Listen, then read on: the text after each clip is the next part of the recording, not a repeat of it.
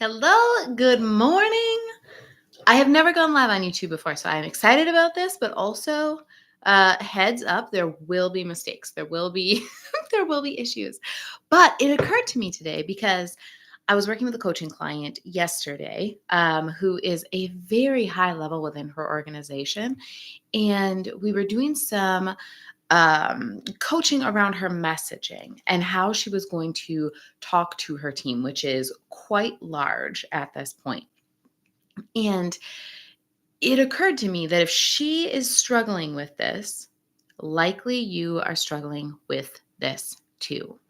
So I was coaching her on how to speak to the team, on what the message from that level should be. And we were talking about the details.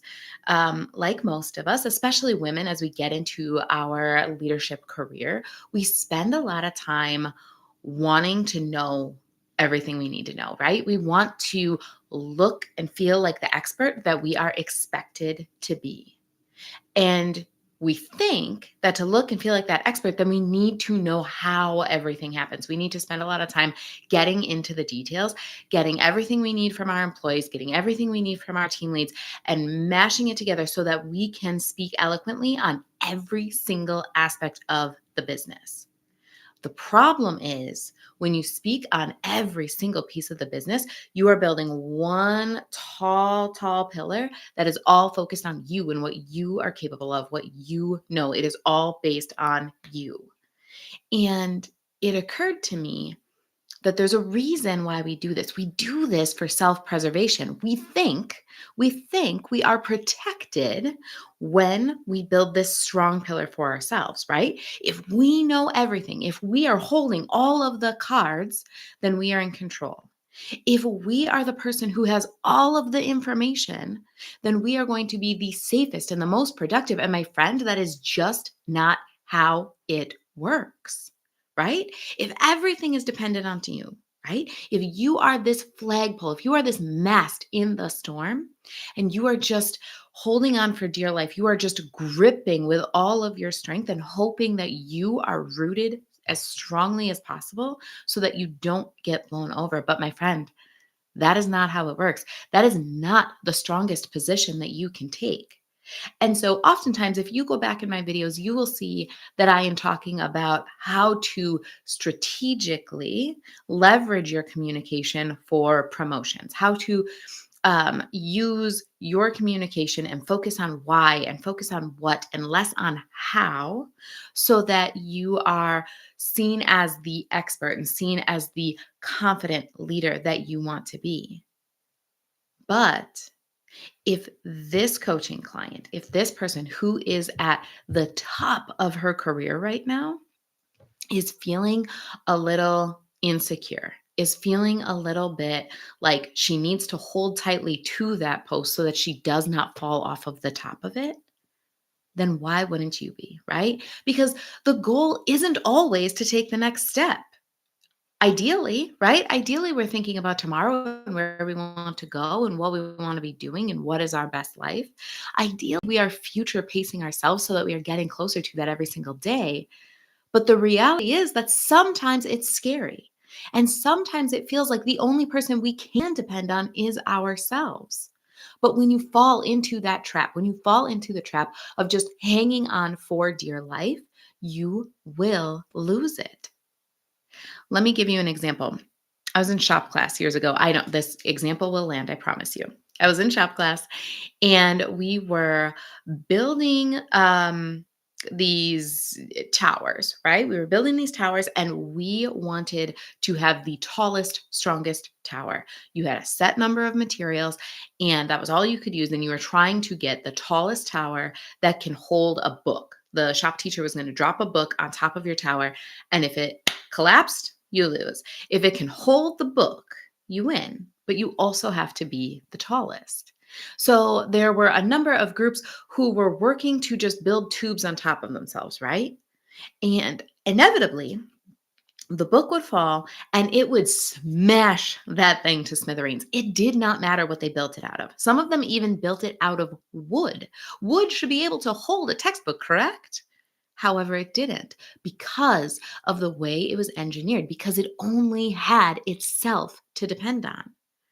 Now, I was fortunate enough to have the shop teacher stop over at our workstation, and I said, I just don't know that that's going to work. When I think about strong vehicles, I think about trucks, and they're more shaped this way, right? They're rectangles, they go out to the sides. Those are the strong vehicles. That is what I think I would want my tower to look like, but it's just not going to be tall enough. And I remember he sort of smirked at me, which told me I was on the right track, but maybe not quite there. So, making it wider was a good idea. Making it a rectangle meant it couldn't go upwards at all. It had no upward mobility.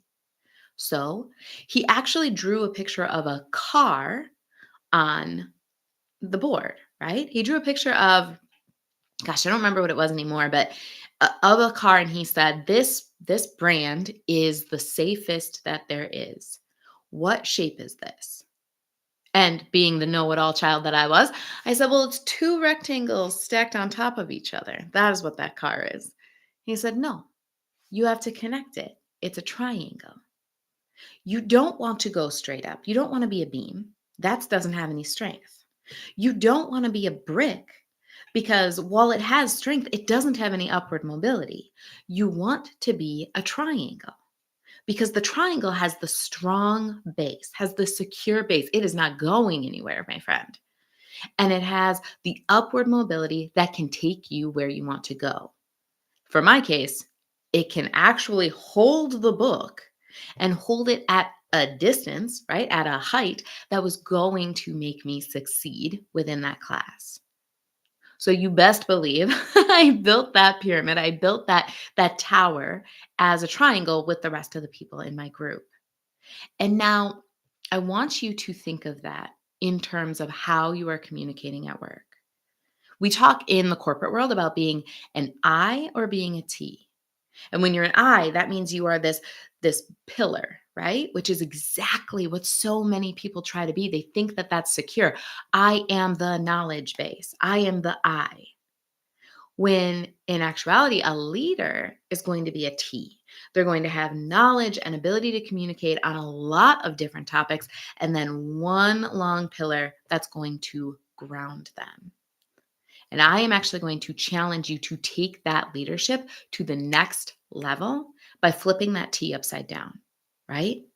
That gives us that triangle effect that we're looking for. We have a pillar. We have a skill that is going to take us places in the future, but it also is going to keep us grounded and secure in the position that we're in. And if not in that position, in another position that we can get very easily. Now, what is that skill?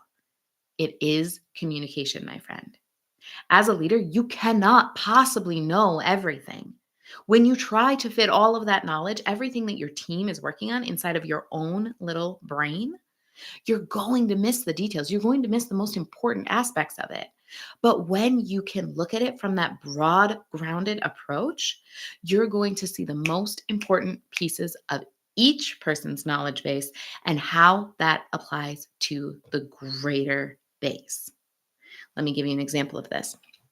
I worked with an organization that had a director who really was trying to take that I approach, right? It was about self-preservation, but it was also about protecting her team. Because if she knew everything, then any senior leader who came at her would be able to ask questions of her and get responses without going to her team, without scaring her team, without distracting her team, without bothering her team. And so she really took on that I approach. I'm going to bring it all into myself and have all of this knowledge on my own. Okay. Now, what that did was mean that everyone only came to her. They didn't have any respect for what her team might know. They only chose to ask her the questions.